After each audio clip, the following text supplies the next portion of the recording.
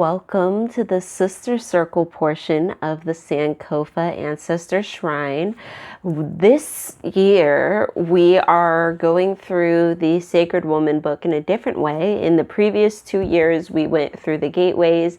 This year, we're focusing on a simple task of making a patch / quilt square for each of the gateways, which we will then combine into a master project at the end, maybe a scarf, maybe a quilt, maybe a wall hanging, maybe sew the patches onto a skirt or jacket of some sort.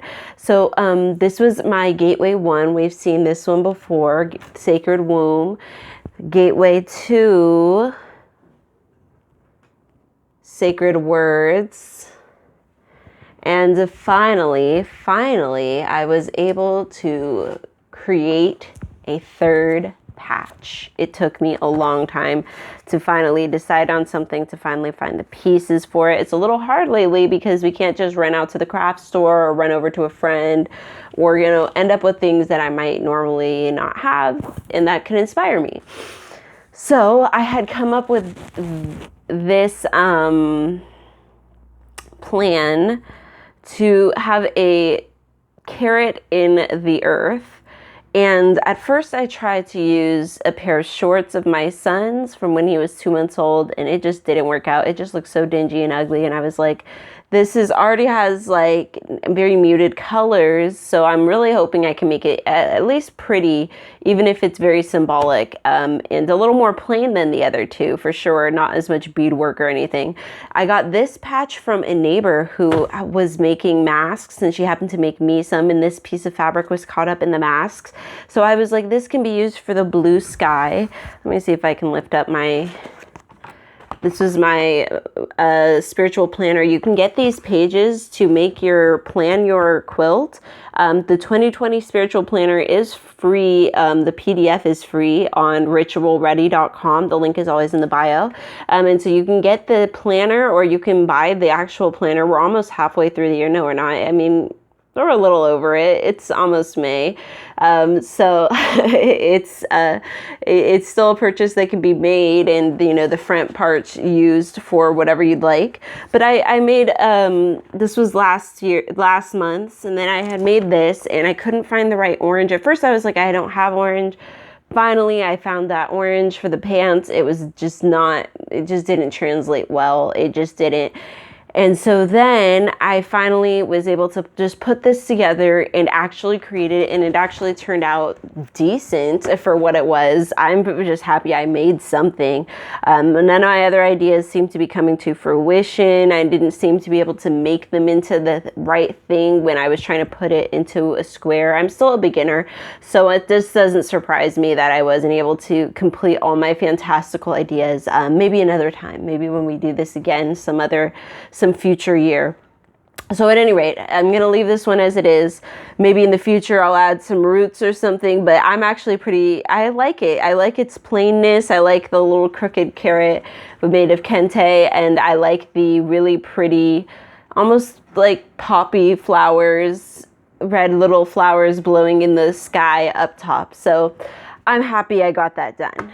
Next one, our fourth patch, is going to be a sacred movement patch, a sacred movement square, quilt square. So I'm really excited for this one. I think I'm going to use this because there's a lot of movement in this, and I was like, oh, this is actually kind of cool, but I'm not sure how I'm going to use it. Maybe I'm not going to use this one. I don't know. Maybe I'll find a different thought. I don't think I've drawn anything. Yes, I have nothing written for sacred movement as of yet.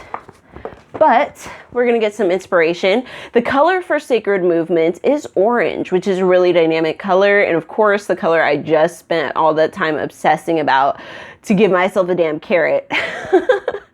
To have something growing, a sacred food that was natural, all those things. That's really what I wanted. I wasn't sure what other food I could put that grew into the earth like that. It was just so symbolic. And so my brain was stuck on carrot. It took me weeks, took me so long, but I finally finished that one. So I'm probably not going to put orange in this one, but we'll see. Maybe I will, because orange would really contrast well with that.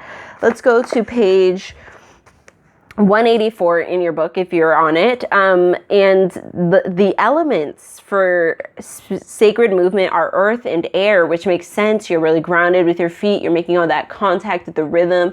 And then you're also moving in the space and creating space with your movement. So wind and air can both be symbolized here in some ways to show sacred movement. The wind that goes around you, the earth that you're a part of, that you really connect with, like I said, through your feet, through the soles of your feet as you do your movement. Yoga would be a really beautiful, if you just, saw somebody doing some kind of stretch, it would be really beautiful and a very simple patch, a very elegant patch. Let's see what other things we have. She says, Bess is a spiritual guardian. So the guardian, the goddess Bess would be wonderful. The cat is very symbolic of this gateway. So utilizing that. She says, sacred movement revitalizes the physical body and teaches us how to spiritualize matter. Through sacred movement, we learn that body, mind, and spirit are interrelated energy systems. So body, mind, and spirit could be a really interesting dynamic to look into for your quilt square as well. By learning to harmonize our subtle energy systems through physical movement, we hold the key to accessing our spiritual body at will. If you're anxious and stressed, sacred movement brings peace and composure. Sacred movement can empty the body of physical, emotional, and psychological waste.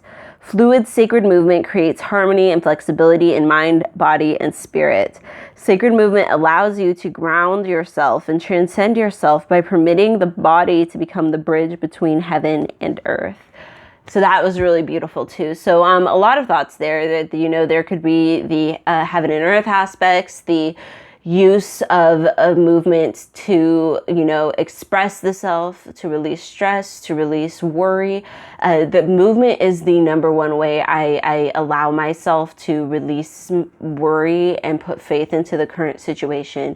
I'm definitely somebody who gets caught up in stagnation, caught up in both mental stagnation, physical stagnation. Like if my mind is like going a mile a minute stressing about stuff, like I won't do shit that I'm supposed to be doing. I will just avoid all responsibilities, and then I'll get even more in a rut because of that, and just get caught up in a cycle. It's best, I always have found, movement. When things around me are not moving, me moving helps. So I always make that choice, that definitive choice to move and keep creating, because it's so necessary. So let's see, we have ancestors who dance, such as Catherine Dunham, Carmen de Lavallette. I don't even remember how to say her name. I'm so sorry.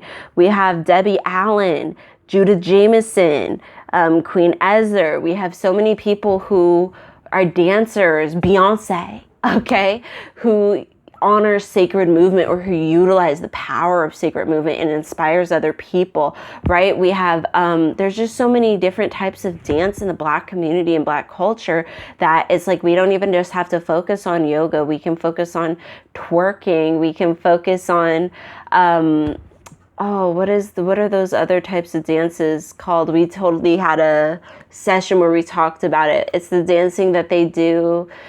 Beyonce totally does this, and people think that it's her type of dance, but it's like a type of dance that they do at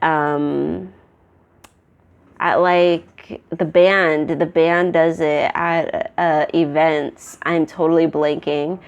The band plays music and the girls dance. It's a Southern thing. I'm not Southern like that. I lived in the South. Like my family's from there, but not me. Like technically, well, I guess technically I am, but at any rate, I haven't lived there. I'm California raised, so we're gonna skip over. But my point is that we have a lot of different types of dances, especially that Black women are known for. So it is really majorette dancing, I think is what it's called. Anyways, we have a lot of things that we do, that we can draw on. The dancing that we do for different deities could be depicted. It would be a beautiful patch to do one of the, Oshun, Oya, Yamaya type dances depicted on here, just a person dressed like that, spinning, or, you know, in some type of movement. Could be very beautiful. Let's see here.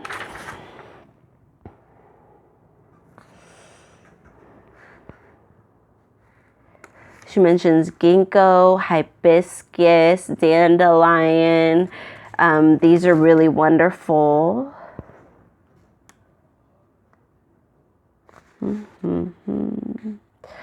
The body is the tool. So, you know, for this gateway, the body is the tool. So depicting that in some way is really important. But also, you know, the movement around us, the elements are also really important depictions.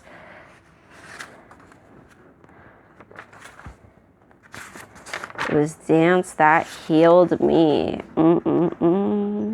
Maybe one of the sacred movements, you know, the womb yoga poses or womb yoga dance movements could also be really beautiful to depict one of those, one that you enjoy. This one can be really symbolic yet beautiful. So I'm really interested to see if anybody else gets up with some ideas.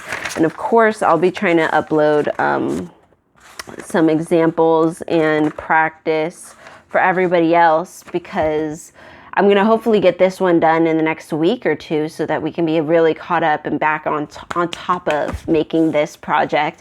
I'm really happy that I'm even still with it, that I managed to finish this patch before May. Simple as it is, I know it's a simple one compared to my other ones, but I actually kind of like it, and I'm really excited to see where this goes. I'm thinking what I'm going to do maybe is get one of those like denim jackets and sew the patches on, and then make it a longer jacket, maybe with like a pretty skirt on the bottom. Oh, we don't know yet. We don't know what we're doing here. But I'm excited to maybe use this fabric for the first time. That would be really fun, and we will see. We'll see where it goes. We'll see what happens. We'll see. But thank you so much for joining me. I hope I gave you some inspiration. If not, never fear. I'm going to, within the next week or so, put up a post in the Patreon, patreon.com/Sankofa Shrine, so that we can get some more inspiration of some kind of dance movement themed quilt squares that other people have made. So it can maybe inspire you to create something, do something that other people have done or haven't done. I'll be real, this carrot thing ain't nobody, this wasn't inspired by anybody. This was just me trying to use what I had in my mind and what sacred foods really meant to me, and try and symbolize it in a way that was possible for me with what tools I had. So that's probably going to, you know, continue to be how I do this. It's a fun challenge.